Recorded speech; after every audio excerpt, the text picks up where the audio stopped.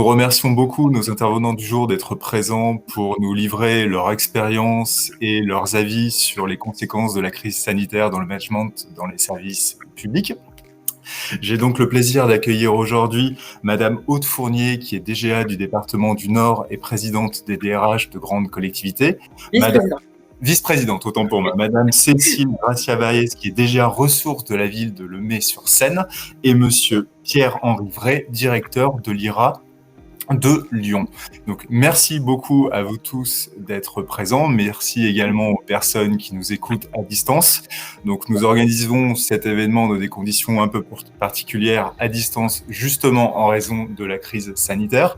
Mais nous sommes convaincus que ce que pourront dire nos intervenants sera particulièrement intéressant et éclairant en termes de management dans le service public, mais pas que d'ailleurs, parce qu'après tout, ce qui se fait dans le secteur public peut très bien être adapté dans le secteur privé. Ce n'est pas uniquement à un sens.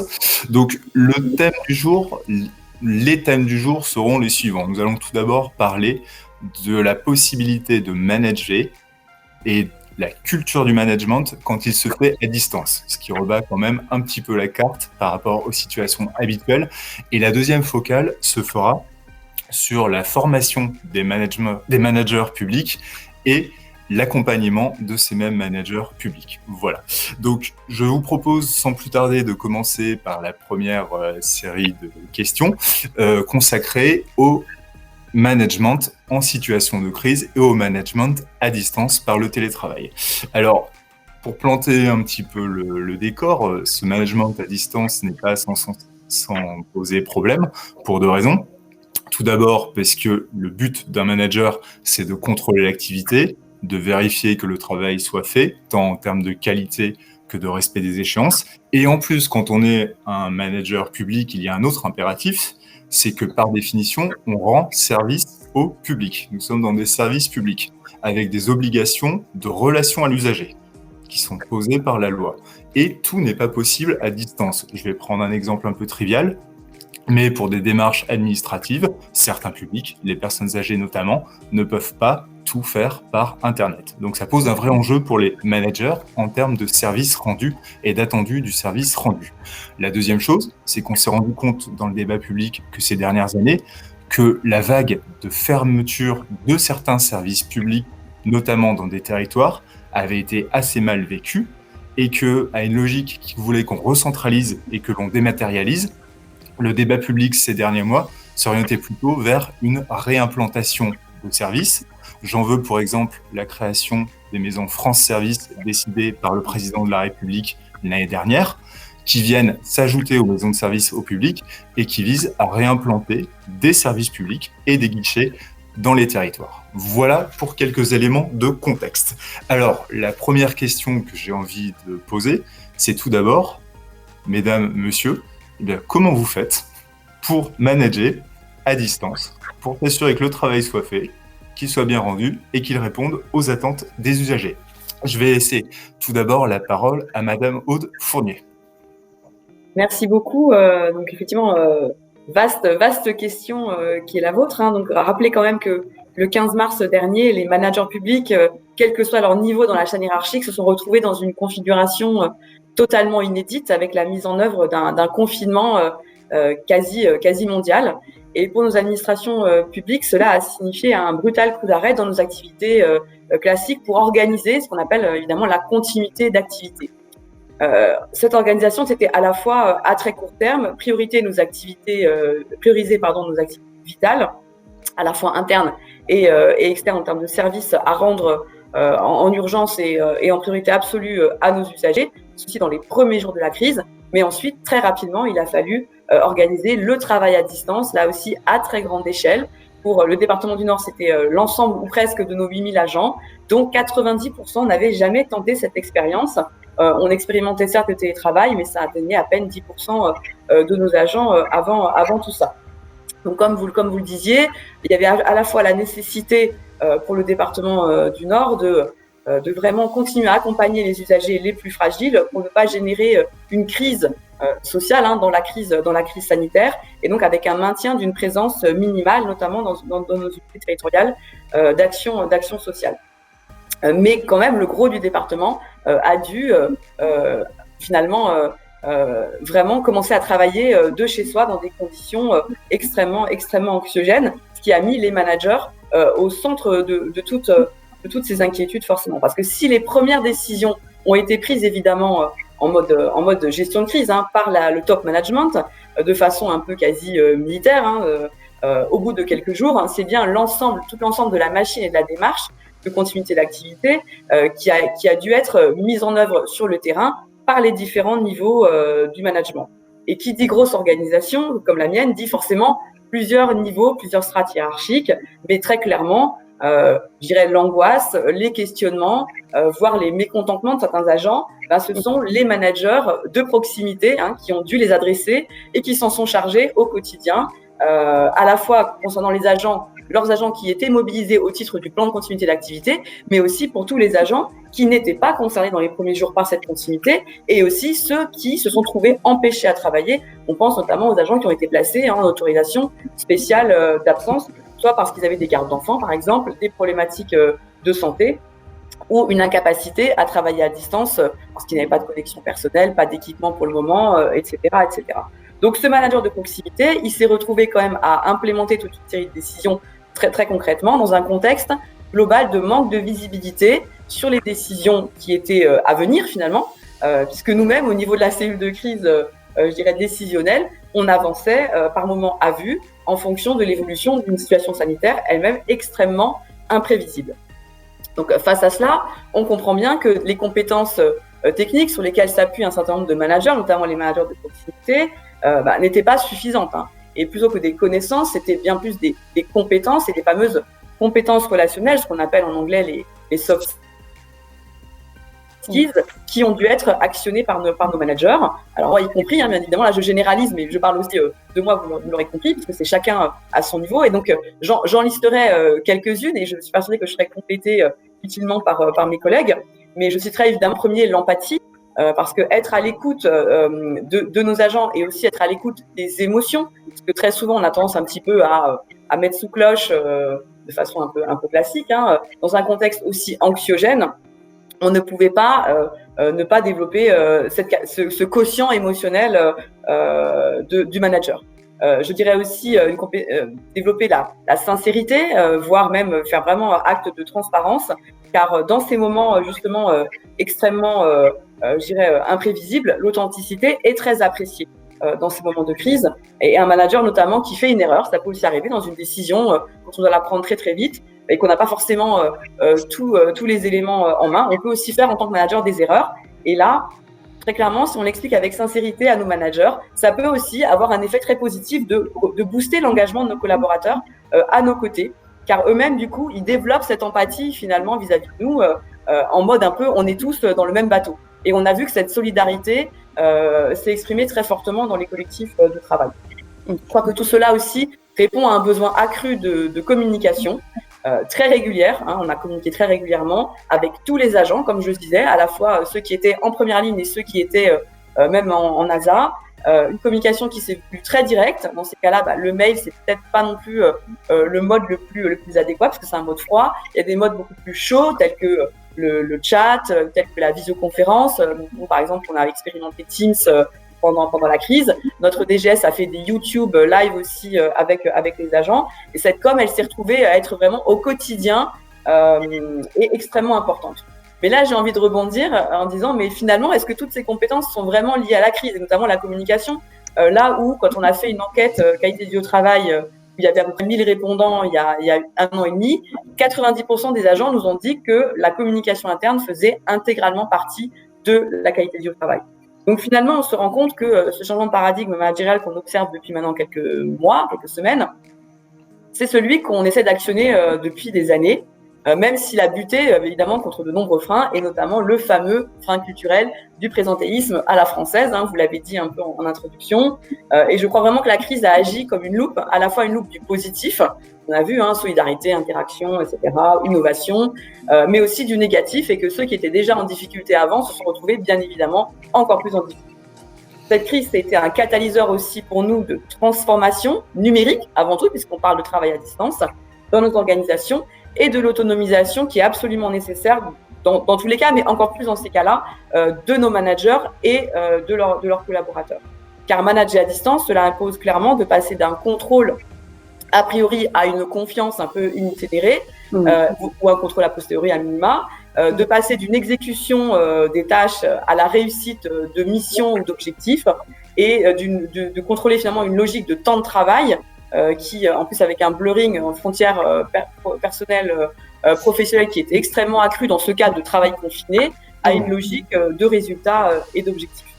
Et enfin, je dirais une difficulté qui a été très forte aussi, je crois, pour les managers intermédiaires notamment, mais pas que, ça a été cette complexité à gérer la dysynchronie au sein des équipes entre ceux qui étaient presque menacés de burn-out tant ils étaient en suractivité sur le front, en enchaînant des tunnels de visio ou sur site, en présence, un peu la peur au ventre, etc. Et ceux qui étaient temporairement privés de leurs activités, avec toute la possible perte de sens, le sentiment d'inutilité, de frustration, voire même de démarrage de dépression, très clairement pour certains. Et personnellement, j'ai réellement mis un point d'honneur à proposer aussi des projets collectifs qui faisaient sens pour mobiliser l'ensemble des agents qui me sont hiérarchiquement rattachés, tout en pilotant 2 fois par jour la cellule de crise opérationnelle PCA télétravail, puisque dans mon pôle, en fait, j'ai la DRH et j'ai la DSI. Donc voilà, je devais vraiment composer sur un temps très court et un temps beaucoup plus long. Et sur ce temps beaucoup plus long, j'ai par exemple proposé de co-construire un guide du travail à distance avec un volet aussi pour les managers à 15 mains, donc 15 agents qui sont portés volontaires pour élaborer ce guide qui a ensuite été diffusé à l'ensemble de nos agents. Mettre en place des webinaires également sur le travail à distance, sur la cybersécurité. On avait une opération aussi qui était prévue avant le confinement en mode présentiel, qu'on a embarqué du coup en mode distanciel, qui s'appelait les cafés des managers, donc on les appelait les cafés virtuels des managers, où on a fait un mode un peu intimiste avec finalement donc un animateur formateur qui animait des petits groupes de 10, 12 managers autour de questionnements qui avaient été choisis avant le confinement, mais qui se sont retrouvés en fait totalement d'actualité. C'était la communication avec bienveillance, notamment axée sur les outils de la CNV. C'était prendre une décision collective, dire non avec bienveillance. Ça avait été choisi par les managers en fait.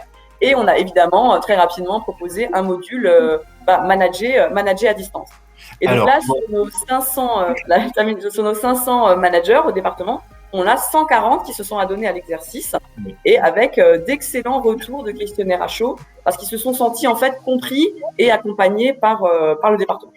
Très bien. Alors, je vous remercie pour cet éclairage sur les managers intermédiaires, puisque c'est très important et nous y reviendrons, puisque nous savons tous que c'est un jeu qui est très, très présent dans le service public.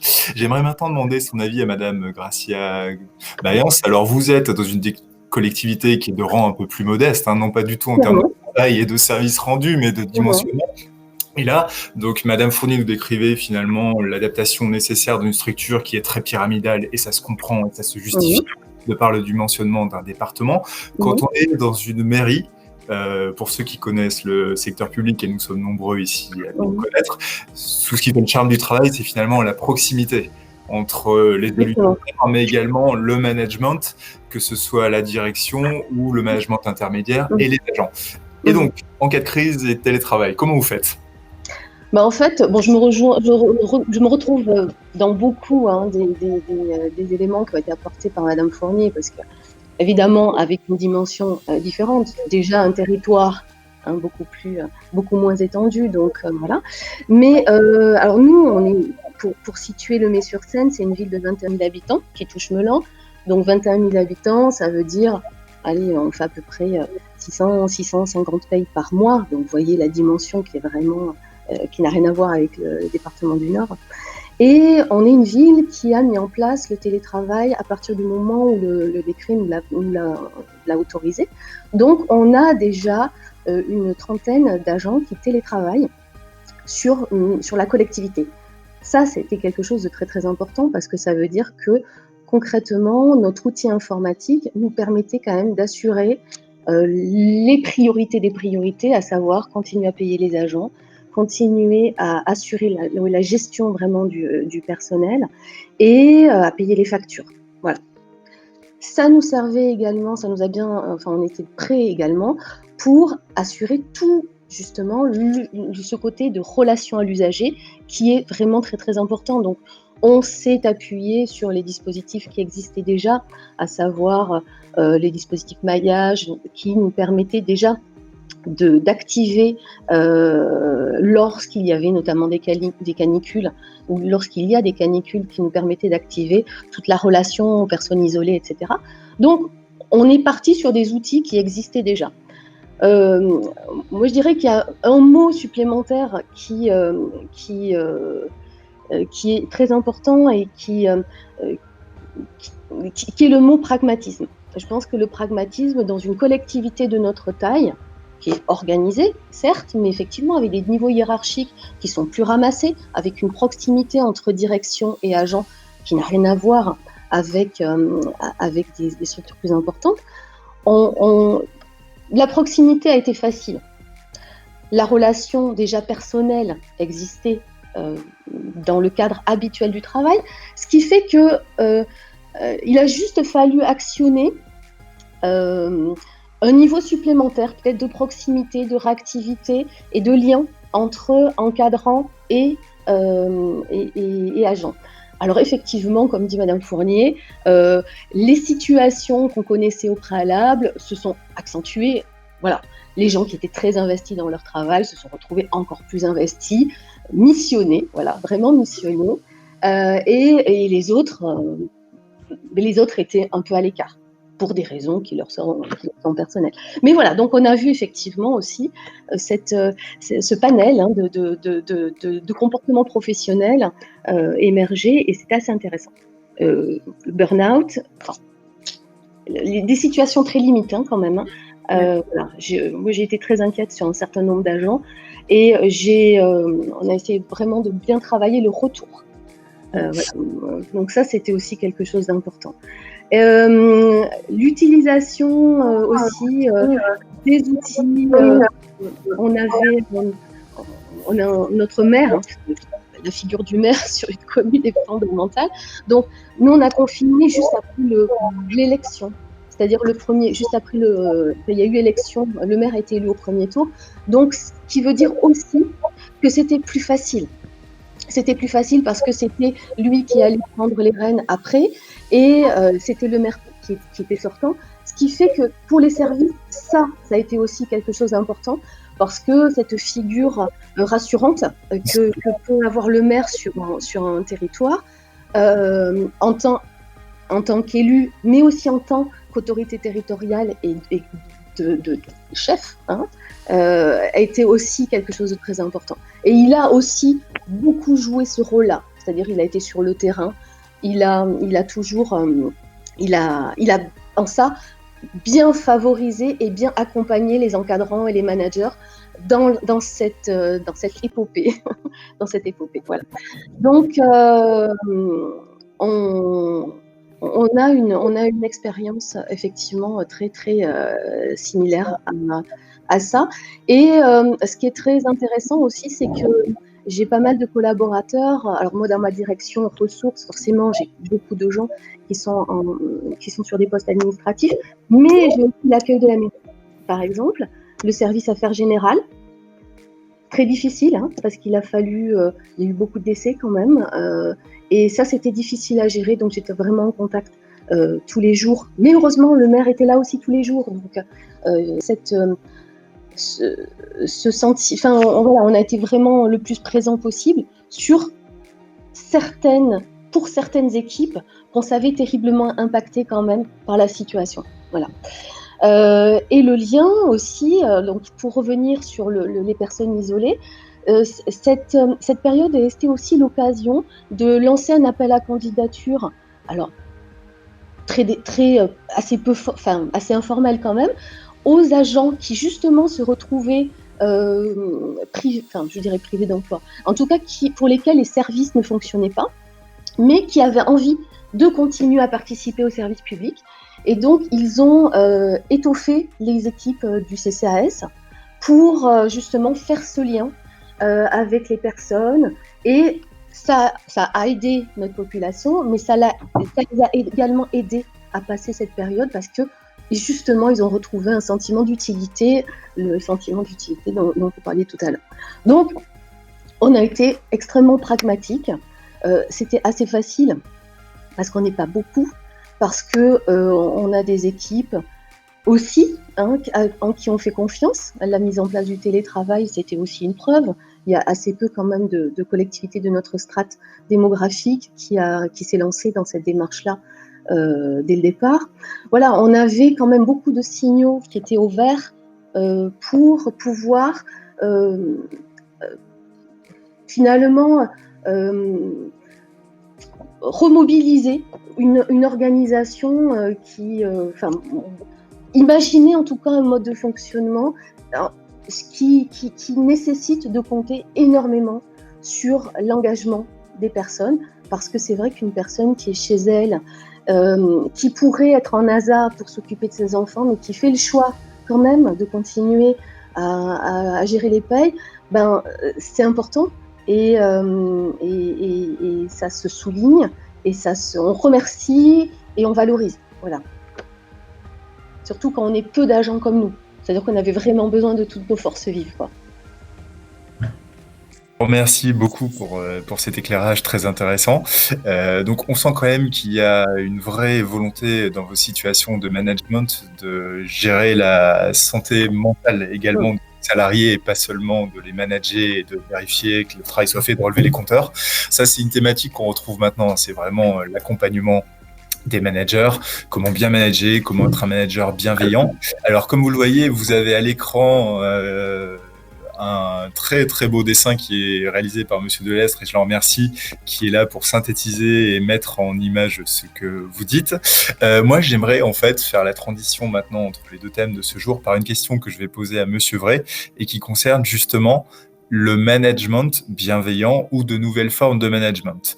On peut dire sans caricaturer que dans le management d'État auparavant, quand on était dans les grandes écoles de fonctionnaires, on était quand même sur une culture très verticale. Ceux qui ont servi dans le service public savent le circuit que prend une note.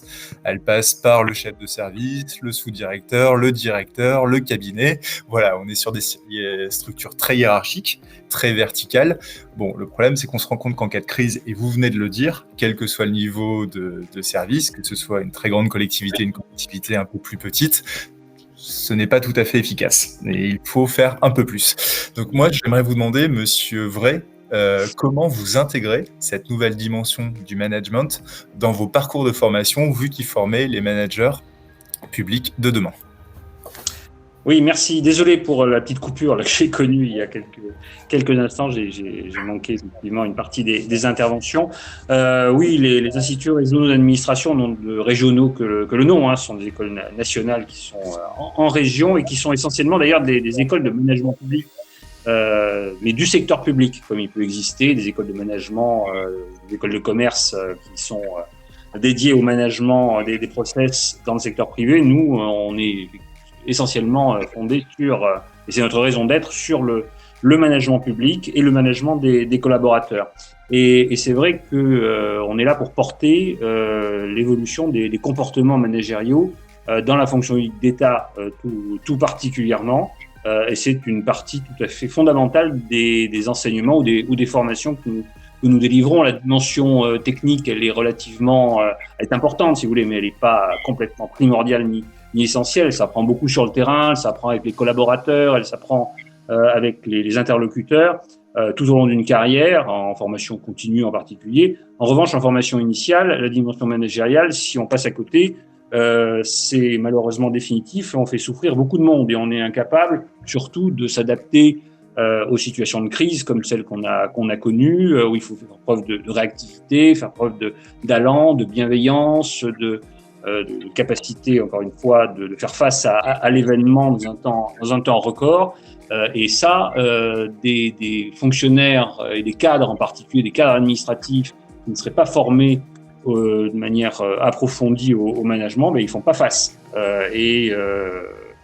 La situation ne peut pas être gérée si on traite en effet les affaires administratives dans l'administration d'État en particulier, comme on a pu le faire peut-être dans les 40 ou 50 dernières années, mais on sent une évolution quand même sur le sujet depuis une vingtaine d'années une attirance, une appétence et une insistance sur la dimension managériale beaucoup plus importante qu'avant, encore insuffisante, mais les écoles de service public comme la nôtre sont, de ce point de vue-là, en avance de phase, puisqu'on est là pour passer des messages, pour dispenser des formations, pour passer des valeurs aussi, c'est très, très important, encore une fois, des valeurs de citoyenneté, des valeurs de bienveillance à l'égard des collaborateurs, des valeurs d'empathie qui sont fondamentales. Ça ne veut pas dire être bisounours, être dans l'empathie, dans le bienveillance, c'est pas ça du tout.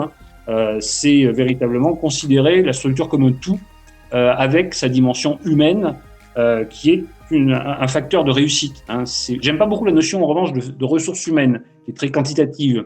Je préfère moi carrément parler de personnel, de direction de personnel, vraiment s'appuyer sur la personne, sur l'individu, sur ses ressources, sur ses capacités, sur ses qualités, sur sa vie personnelle. Ce qu'on a dit tout à l'heure, c'est vrai, tout ce qui est autour des soft skills en particulier, c'est complètement fondamental et véritablement, il faut les développer, il faut apprendre aux nouveaux fonctionnaires à y accorder une importance tout à fait essentielle.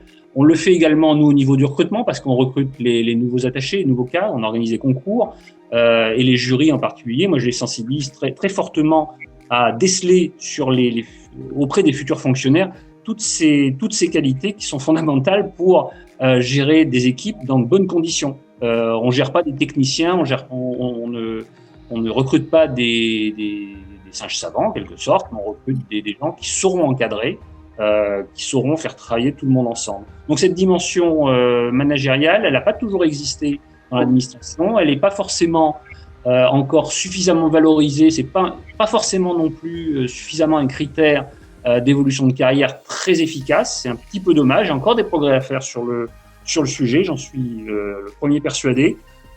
Toutefois, elle se développe et elle se développera à mon avis à l'avenir, d'autant plus que les nouveaux cadres qu'on recrute et qu'on forme seront sensibilisés au sujet. Mais ça, dans toutes les écoles de fonctionnaires, que ce soit les cadres administratifs, comme les IRA, ou les hauts fonctionnaires comme à l'École nationale d'administration, ou dans les différentes écoles de services publics. Cette dimension, elle est absolument fondamentale. J'ai envie de dire, c'est même un critère de recrutement qui est difficilement négociable.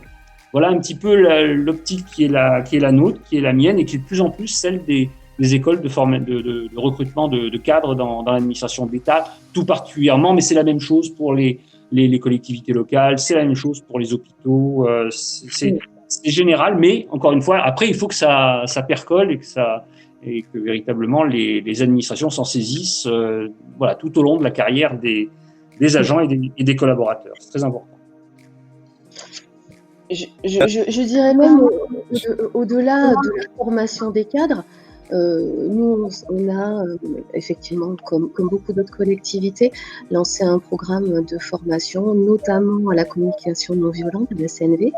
Et lorsqu'on a fait le bilan de cette formation qui se passait en mode intralocal, nos encadrants, notamment encadrants intermédiaires, c'est vraiment un public. C'est difficile d'être encadrant intermédiaire quand on est issu du rang et sur lesquels on a souvent été recruté parce qu'on était un expert. C'est compliqué, c'est vraiment très compliqué de se positionner quand on est encadrant intermédiaire. Et donc, quand on a fait le bilan de cette formation-là, il s'est avéré que on a été étonnés d'ailleurs, parce qu'on s'y attendait pas du tout, mais la plupart des participants nous ont dit: bon, maintenant, on est formé, on a des notions sur la CNV, mais il faudrait former nos équipes aussi. Et donc, on est allé, le CNFPT nous a vraiment beaucoup accompagnés et on a formé quasiment 100 agents de la collectivité qui étaient volontaires sur la question, à la communication non violente aussi, pour que ça infuse, ça percole. Et voilà, parce que l'encadrement soit formé, c'est une chose. Mais je pense que tous les hommes, toutes les femmes des organisations devraient avoir des notions qui permettent de mieux communiquer, effectivement. Très bien. Je vous remercie pour cet éclairage. Alors, vous avez lancé le sujet et je vais m'engouffrer dedans si je peux me permettre. Il y a des réformes importantes qui sont prévues en termes de management dans la fonction publique d'État, mais également fonction publique territoriale. Juste pour rappeler quelques éléments de contexte, nous avons eu l'année dernière une loi de transformation de la fonction publique qui a été votée et promulguée par le président de la République et qui vise notamment à encourager l'innovation, la prise de risque chez les hauts managers publics et chez les hauts fonctionnaires.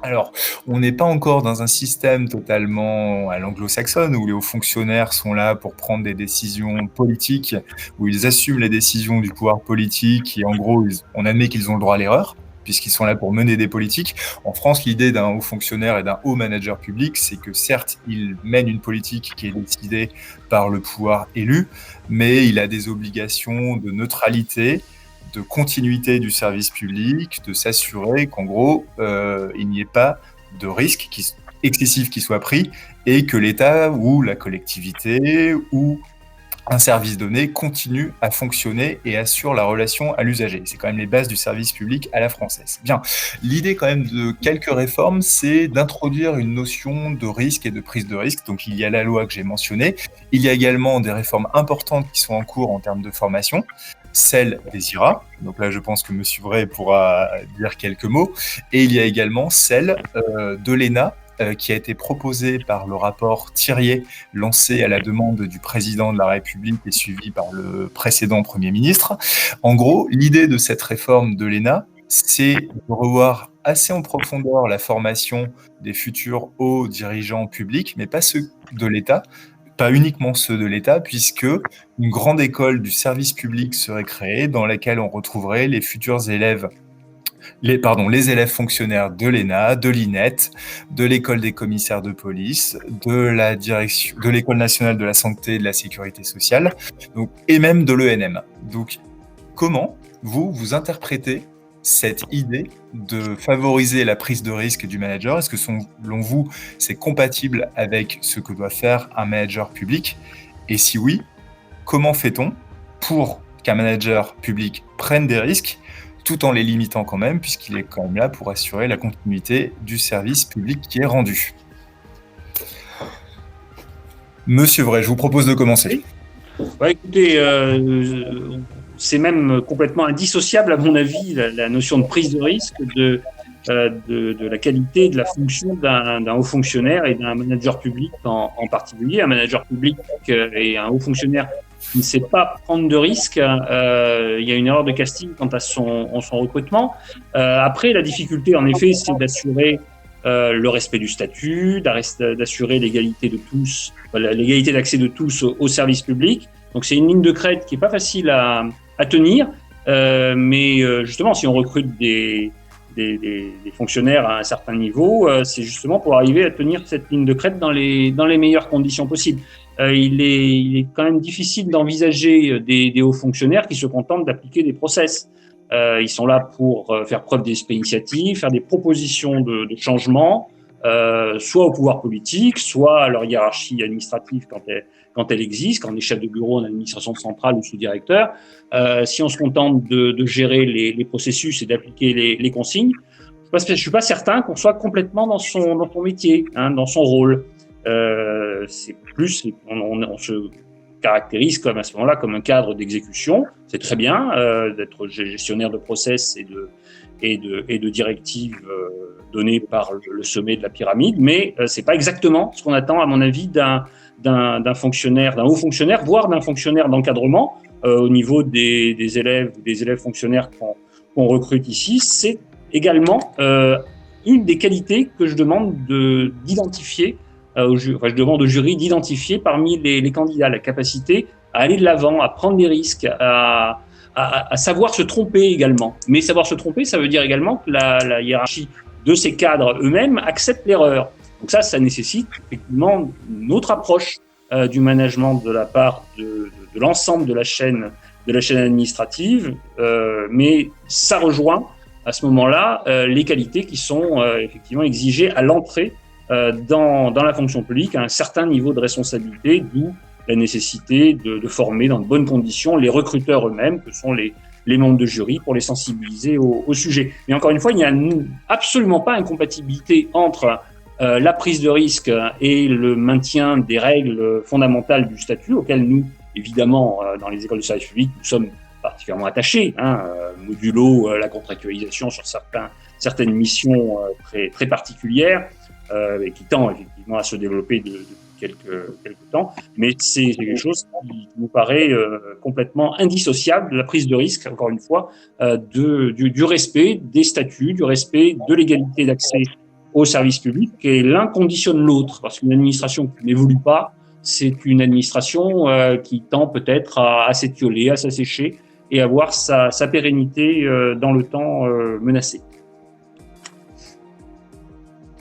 Qui intervenait dans une collectivité qui est réputée très proche non seulement du territoire mais également des administrés, puisqu'un département, on le rappelle, gère notamment l'aide sociale.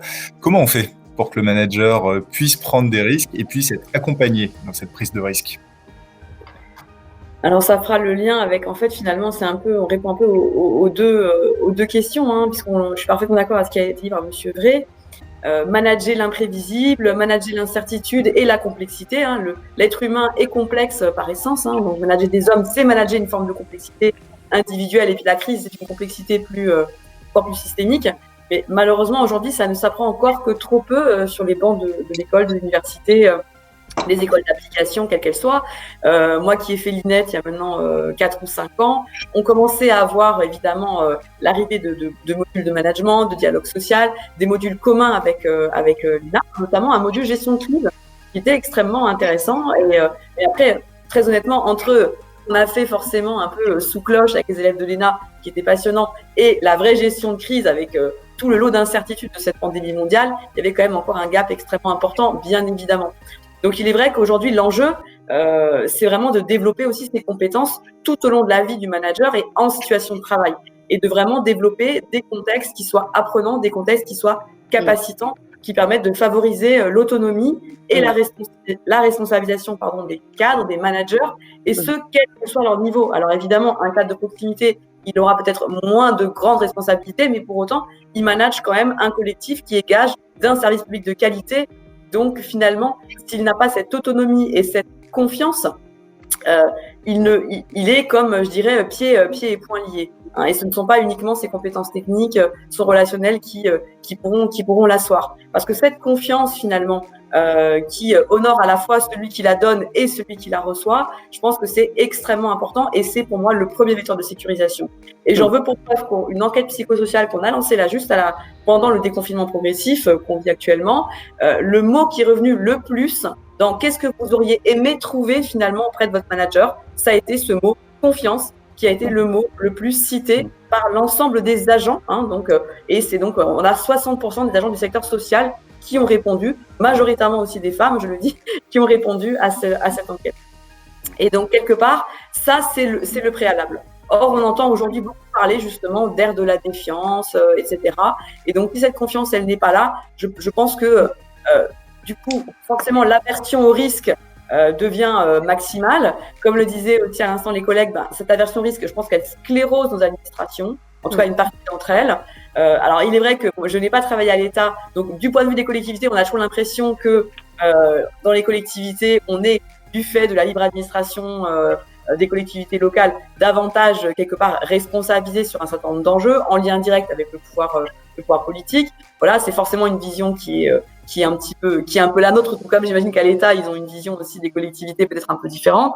J'en veux pour preuve aussi qu'aujourd'hui, un certain nombre d'élèves, par exemple de l'ENA, on avait il y a encore pas si longtemps plus de la moitié des DGS des départements qui étaient issus de l'ENA, preuve effectivement que les grands corps trouvaient aussi une forme d'autonomie très forte dans l'ensemble des politiques publiques qui sont développées par les collectivités locales.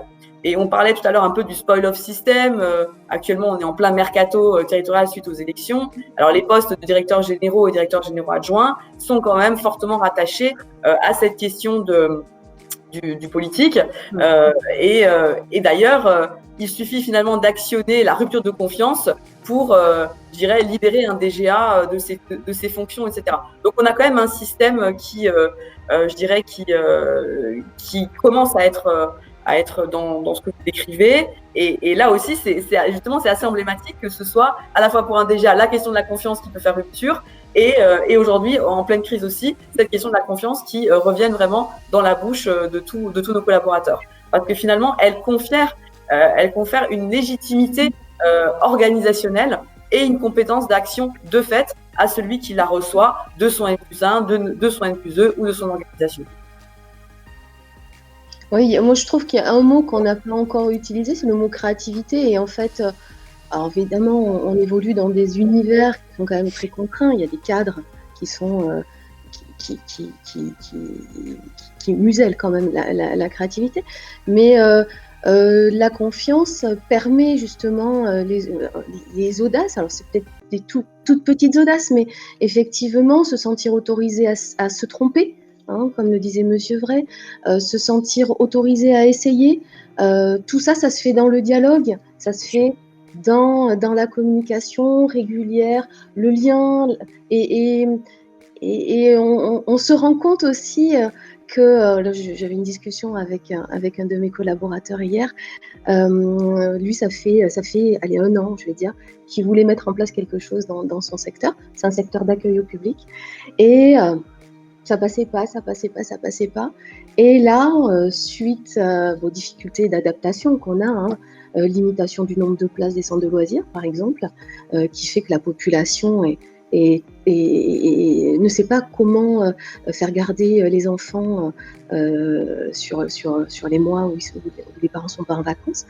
Là, finalement, les agents qui étaient les premiers à dire oh non, on peut peut-être continuer. Bon, certes, il y a des difficultés, et sont les premiers à dire ah ben tiens, si on faisait comme ça, voilà. Et c'est assez drôle. Donc voilà, on va pas revenir sur le fait oui, ça fait 1 an qu'on vous propose, etc. Vous vouliez pas. Non, on va apprendre, tant mieux. Mais c'est drôle quand même de voir comme il faut qu'il y ait des moments de crise majeure pour que il y ait des choses qui se débloquent. Et c'est intéressant aussi parce que finalement, on se dit mais on avait réfléchi à ça parce qu'il y avait aussi un discours de nos collaborateurs qui estimaient qu'ils étaient en difficulté sur des choses. Mais finalement, moi, ce que je me dis, c'est que la difficulté ne devait pas être assez grande. Il y avait une plainte, mais la difficulté ne devait pas être assez grande parce que comme ça, ils avaient intégré cette difficulté. Et il a fallu une couche supplémentaire de difficulté, plus une fatigue, plus voilà, enfin tout ce qui s'est passé quand même dans cette période, pour que là, voilà, il fallait que les vannes s'ouvrent. Et bon, là, c'est bon. Là, je pense qu'on est prêt à accepter du changement qu'on avait refusé pendant pas mal de temps. Et c'est drôle de voir oui, des personnalités, des gens comme ça qui passent des caps. C'est chouette à voir. Alors, merci beaucoup. Je vous rends la parole tout de suite, Monsieur Vray, mais si vous le permettez, il y a une chose que dit Madame Fournier qui a attiré mon attention et que je pense que nous sommes nombreux à constater, quelle que soit la structure publique ou privée. Quand on parle de prise de risque, il faut savoir reconnaître le risque et le pardonner. Et vous avez dit tout à l'heure une chose qui est assez vraie, puisque des études le prouvent, ce sont essentiellement les femmes qui reconnaissent leur erreur. Comment fait-on soit quand on est directeur de service, soit quand on est en charge de la formation des futurs managers dans des promos qui comptent autant d'hommes que de femmes, du moins je l'espère, pour faire en sorte pour que ce ne soit pas tout le temps les mêmes qui reconnaissent leurs erreurs et que ces messieurs reconnaissent aussi qu'eux-mêmes peuvent se tromper et qu'ils peuvent progresser. Ouais, mais il faut faire progresser tout le monde en matière de management. Oui, ce que je voulais dire très clairement, c'est que cette crise, elle a été révélatrice, je trouve, de choses intéressantes. Un service qui dysfonctionnait au niveau managérial, il va pas bien fonctionner pendant une crise majeure comme celle-là. Et il est très difficile de faire tourner, plus ou moins même, en mode dégradé, un service par des systèmes de visioconférence ou de chat ou de mailing quand il ne fonctionne pas bien dans la vraie vie. Ça c'est clair. En revanche, et c'est plutôt rassurant, et je crois que c'est un révélateur, des services qui ont pu continuer malgré tout à survivre, à rendre un certain nombre de prestations dans des conditions à peu près satisfaisantes vu le contexte, étaient des services qui étaient gérés dans de bonnes conditions et managés par des gens qui avaient une certaine assertivité, un peu de leadership et qui arrivaient effectivement à donner un peu d'envie aux collaborateurs de continuer à fonctionner avec eux en dépit de la situation très difficile dans laquelle collectivement nous étions tous plongés. Ça, c'est quelque chose qui est fondamental et qui rejoint une autre idée à laquelle moi je suis très attaché, c'est que tout le monde n'est pas fait pour être manager. On peut être un excellent fonctionnaire ou un excellent professionnel de manière générale, rendre des services soit à la collectivité, soit à l'entreprise ou je ne sais quoi. Et on ne sait pas forcément encadrer, c'est pas inné d'abord, et même quand on est formé, on n'est pas forcément à l'aise dans ces fonctions et il n'y a pas mort d'homme. Il n'y a pas mort d'homme. Si vous êtes placé en position de management. Et ça, c'est la responsabilité, je le dis très clairement, de ceux qui décident de placer un certain nombre de personnes en situation de management quand ces personnes n'ont pas les qualités, ni le goût, ni l'appétence pour encadrer un collectif. Et les dégâts peuvent être très importants, peuvent être même catastrophiques sur le collectif du travail. Mais ça, encore une fois, il faut en être bien conscient. Je suis pas certain que ce soit une idée qui percole de manière véritablement très, très forte. À partir du moment où on est en situation de progression professionnelle, on estime qu'on peut encadrer de plus en plus de personnes. Ce n'est pas vrai. Ce n'est pas vrai. Il faut effectivement arriver à sortir de cette idée fausse et je pense que le collectif professionnel ne s'en portera que mieux. Pour moi, pour être manager, il faut avant tout aimer l'humain. Donc, on parlait tout à l'heure d'intelligence émotionnelle. Et je pense que les femmes développent pour des raisons X, Y, un peu, développementales aussi, une intelligence émotionnelle qui est forcément aussi sociétalement encouragée davantage chez les hommes que chez les femmes. Là, on en revient aux questions d'égalité profonde dans l'éducation. Et c'est aussi du coup cette remise en question, cette empathie, ce droit à laisser erreur. Effectivement, les femmes l'accordent certainement davantage, mais pour autant on voit aussi que les femmes sont très souvent plus dans l'autocritique et dans l'autocensure que les hommes. Donc tout ça, c'est vraiment des choses aussi sur lesquelles je pense qu'il faut qu'on travaille. Et donc avoir une diversité dans les collectifs et quelque part ces lois sur la parité, elles sont importantes au-delà du symbole. Je pense que c'est une vraie richesse d'avoir dans un collectif de direction générale, un collectif managérial, d'avoir à la fois des hommes et des femmes, des expérimentés et des plus jeunes, parce que les plus expérimentés, forcément, ils n'auront pas bénéficié des formations managériales telles qu'on les met en place aujourd'hui. Pour autant, ils auront du vécu qui vaut de l'or. Et moi, je me rends compte que c'est vraiment dans cette diversité, quand je constitue une équipe projet, qu'on arrive à avoir vraiment les résultats les plus intéressants, aussi à sécuriser les pratiques des uns et des autres et à vraiment les faire cheminer ensemble. Et il y a une question là sur le fil par rapport au coaching. Donc effectivement, il y a le coaching individuel qui peut tout à fait porter ses fruits, mais il faut encore que la personne, le manager le souhaite, puisque c'est une sorte de contrat moral.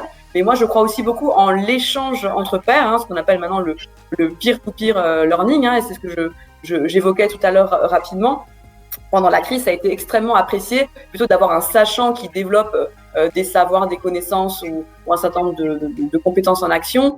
C'est vraiment pouvoir échanger sur des réalités de travail, trouver des bonnes astuces, justement confronter nos erreurs et les apprentissages qu'on a pu tirer, les enseignements qu'on a pu tirer peut-être des mauvaises décisions qu'on a prises, des bonnes décisions qu'on a prises aussi forcément, et tout ceci entre pairs, en totale bienveillance finalement. Et ça fonctionne extrêmement bien, et c'est vraiment vecteur justement de mettre en place des collectifs apprenants. Et moi, je crois énormément à ça aujourd'hui, et on voit qu'en plus c'est possible, y compris à distance, grâce aux outils de la visio, même si évidemment on perd un petit peu de l'interaction, du non-verbal, etc. On arrive néanmoins à créer des choses extrêmement intéressantes sur lesquelles on doit absolument capitaliser. En tout cas, nous, on a vraiment eu un engouement pour ce mode de faire pendant le confinement, et donc on va continuer à le mettre en place et vraiment le co-construire avec les managers pour être au plus près de leurs besoins du moment, parce qu'évidemment, quand il y a une crise, ils ont des besoins immédiats, donc on doit pouvoir les accompagner. Quand c'est le temps des évaluations professionnelles, ils ont un autre besoin. Quand c'est le temps, à l'époque, des commissions administratives prioritaires, il y a d'autres effectivement besoins, etc., etc. Donc nous, c'est vraiment de pouvoir co-construire avec eux cette offre de service. Voilà. Madame Gracia Bayen, est-ce que vous avez quelques mots à ajouter? Je voudrais notamment rebondir sur une question qui est posée par Madame Sabine Tallard-Léonard, qui qui nous suit, Thaler Léonard, pardon, qui nous suit, en termes de coaching et d'accompagnement individuel, puisque on peut penser que c'est en fait plutôt par le face-to-face, et vous l'avez dit, Madame Fournier, que les questions se règlent, plus que par des formations d'ensemble et de groupe qui répondent finalement peut-être pas aux besoins et aux attentes des futurs managers. Je vais vous laisser la parole tout de suite, Madame Gracia Bayens, et je vais éclairer un peu le débat vis-à-vis de quelques éléments de contexte qui viennent de l'État. Quand on a décidé de faire passer les agents administratifs du ministère de l'Intérieur de la catégorie C à la catégorie B, et donc de leur donner une dimension de manager, il y a eu 2 réticences au changement. La première est à assumer une fonction de manager. La première, c'était la peur de ne pas faire ou de mal faire. Et la deuxième, c'était vis-à-vis des collègues avec qui j'étais sur le même rang hiérarchique auparavant, comment je vais maintenant les manager. Et j'aimerais, Madame Gracia Bayens, au cours de votre réponse, que vous puissiez nous éclairer un petit peu là-dessus. Alors là, on concerne un truc bien spécifique qui est la fonction publique de l'État, mais je suis convaincu qu'en collectivité, pareil, quand il s'agit de manager une petite équipe où il y a des relations personnelles et de proximité, voire même amicales très fortes, c'est pas toujours évident d'assumer le rôle de manager. Donc comment on peut accompagner ces personnes qui sont amenées à manager leurs collègues et comment on peut les suivre en individuel, soit via du coaching, soit via de la formation un peu plus poussée. Effectivement, comme on le disait, c'est extrêmement compliqué de passer de collègue à chef, pour reprendre le nom d'une formation bien connue sur le catalogue du CNFPT, qu'on conseille forcément aussi, parce que la formation, c'est primordial. C'est primordial. Donc, nous, dans notre collectivité, on a un coach qui n'est pas à temps complet, mais qui est coach et qui accompagne les agents qui le veulent sur des problématiques qui peuvent être liées au management ou pas. Voilà, donc effectivement, on part du principe que c'est difficile, que tout le monde n'est pas capable d'être encadrant, et que parfois, on fait comme tout le monde, on fait des erreurs de casting aussi, parce qu'on est face aussi à des personnes, ou en présence plutôt de personnes qui ont très envie. Et c'est vrai que dans des structures comme les nôtres, c'est difficile de proposer des évolutions, parce que des évolutions sans encadrement. Nous, des postes d'experts, on en a très très peu. Nous, on est vraiment très très opérationnel.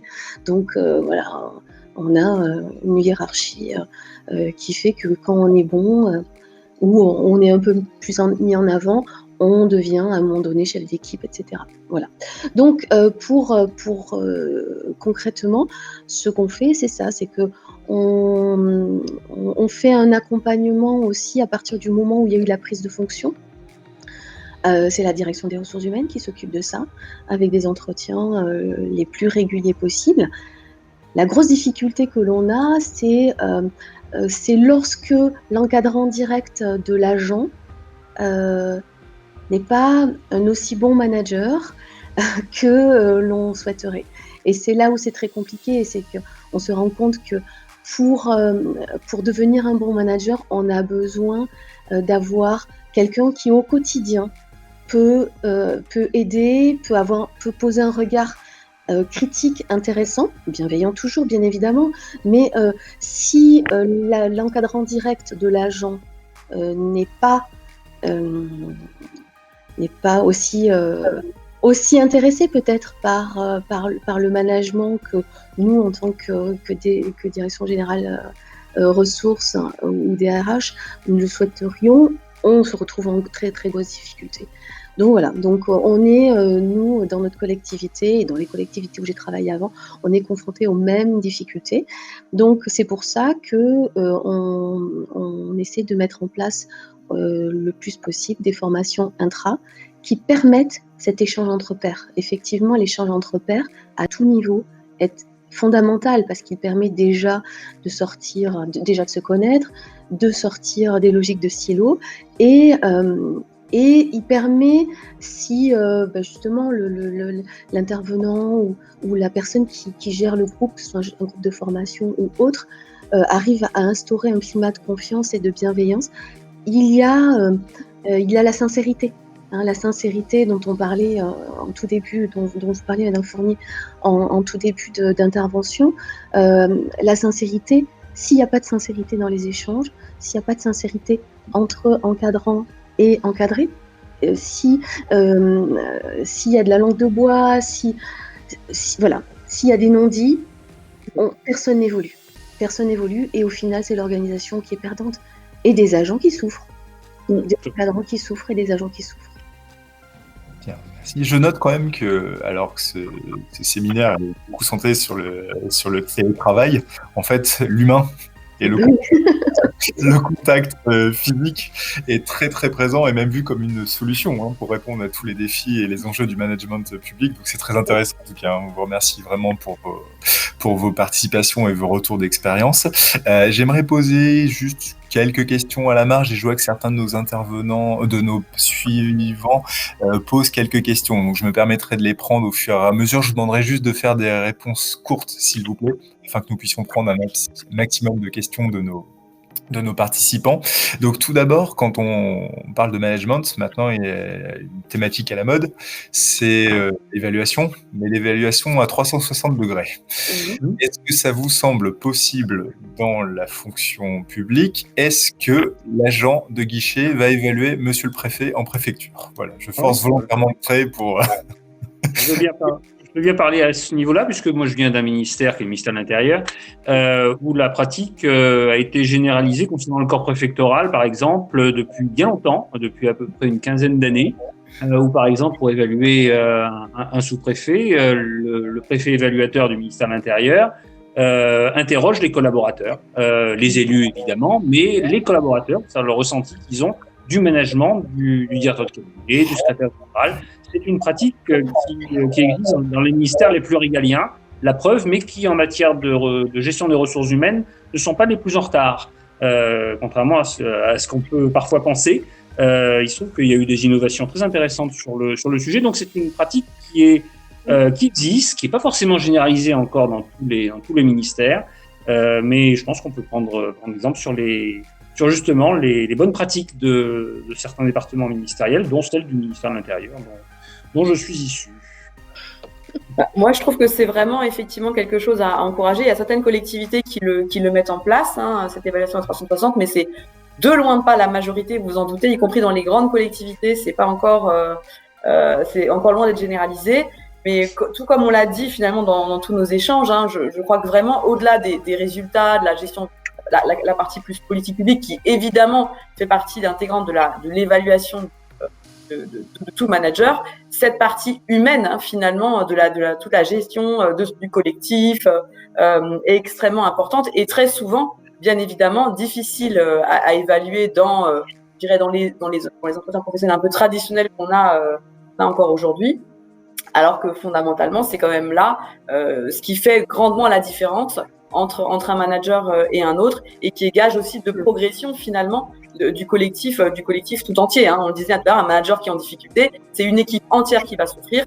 Un manager finalement qui apprend de ses erreurs, qui emmène son collectif, qui progresse, c'est l'ensemble de ses collaborateurs qui vont progresser avec lui. Et donc, in fine, c'est la qualité du service public qui en sera clairement améliorée. Tout à fait. Tout à fait. Donc on est tous pour en fait. Madame Gracia-Bayens, vous approuvez? Oui, complètement. Complètement. Alors, c'est vrai que l'évaluation à 360, ça fait pas mal d'années que j'ai envie d'essayer, mais il y a beaucoup de freins. Il y a vraiment beaucoup de freins, et donc j'ai jamais osé. Je me suis dit, bon, allez, je pourrais expérimenter dans ma direction, par exemple. Mais il n'y avait pas une volonté particulière de la part. J'ai pas des collègues de l'ADG qui vont dire, oui, vas-y, mets en place l'évaluation à 360 degrés. Mais pour moi, c'est évident, en tout cas, qu'un entretien professionnel, un entretien d'évaluation, il y a aussi, quand on demande à son collaborateur, voilà, quel est ton bilan de l'année, comment ça s'est passé, est-ce qu'il y a des moments où tu as attendu des choses de moi, je n'ai pas été présente, je m'en suis peut-être pas rendu compte. Des fois, peut-être que je l'ai fait sciemment aussi parce que j'estimais que c'était à toi de. Voilà. Il y a aussi tout ça qui peut se faire lors des entretiens, même si l'entretien n'est pas formalisé pour être à 360 degrés. Mais ça laisse en tout cas des marges de manœuvre aux encadrants qui se sentiraient à l'aise sur la question de le faire, quoi. Mais encore une fois, je pense que pour être un bon encadrant, il faut avoir aussi des bonnes équipes qu'on a bien formées, qu'on a bien accompagnées et qui nous autorisent aussi, nous, à proposer des choses. On est tous liés, on est tous en interaction. Donc effectivement, l'évaluation à 360 degrés, moi, ça me paraît être quelque chose de très, très intéressant. Et effectivement, à minima, comme le disait Madame Gracia, l'entretien professionnel, ça doit vraiment être un dialogue collaboratif et pas uniquement descendant où le N+1 finalement va un peu jauger, noter entre guillemets les compétences de son collaborateur, mais c'est vraiment interroger la relation aussi et le mode de fonctionnement. Et donc du coup, moi je prends toujours vraiment beaucoup de temps pour faire mes entretiens professionnels parce que c'est extrêmement enrichissant en termes de feedback. Et qu'on a besoin de ça aussi pour progresser en tant que manager justement et sortir de ces certitudes. Et on fait des erreurs comme tout le monde. Et il faut aussi savoir justement en apprendre pour progresser. Et on parlait tout à l'heure de coaching. Nous justement, on expérimente aujourd'hui un format comme ça qui est du coup un format sur la base du volontariat qui s'appelle le dialogue collaboratif, où on a donc un médiateur qui travaille avec un N+1 et un N+2, donc en fait 2 managers, sur justement la qualité de leur organisation, de leur coopération, de leur communication, etc.